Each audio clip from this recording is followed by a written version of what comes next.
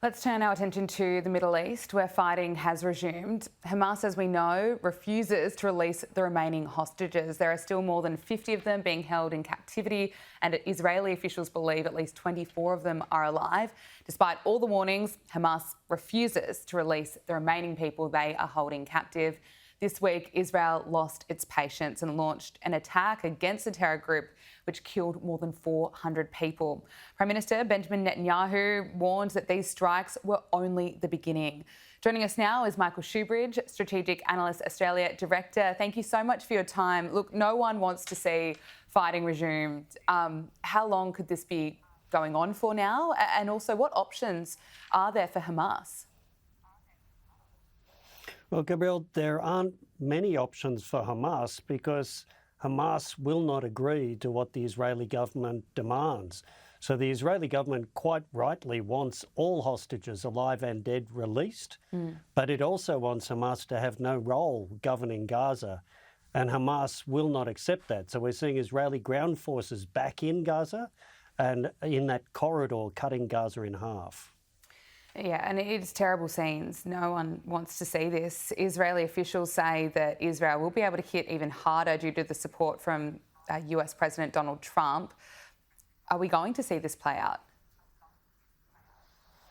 I think we're going to see the war continue because you're quite right. With the backing of the new Trump administration, Joe Biden was a bit of a restraining hand on Netanyahu, but he didn't have a whole lot of leverage over him.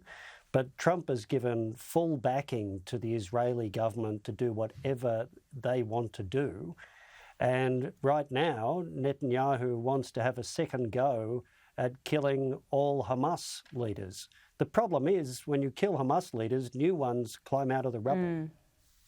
That is absolutely the issue, and Israel has every right to defend itself and fight to get those hostages back.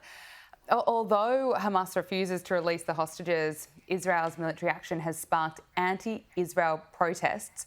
This is the vision that has captured our attention, of protesters waving the Hamas flag outside of the White House.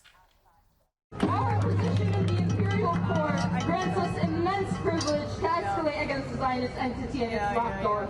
Any repercussion we may face pale in comparison to resisting a genocide. Allahu Akbar. Nice to meet you.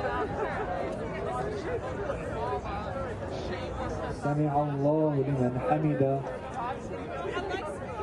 Allahu Akbar. Should we have concerns, I suppose, about more unrest in parts of the world as this war continues? Well, I don't think we've seen any end to the pro-Palestinian movements in many countries, including here in Australia. But I think that's going to harden the Trump administration's resolve to back Israel. So I don't think they're doing the people in Gaza any favours with that kind of protest in Washington. I just do not see that Gaza and Israel are at any point where they're going to negotiate an end to the war. So there'll have to be more fighting before they both come to that point.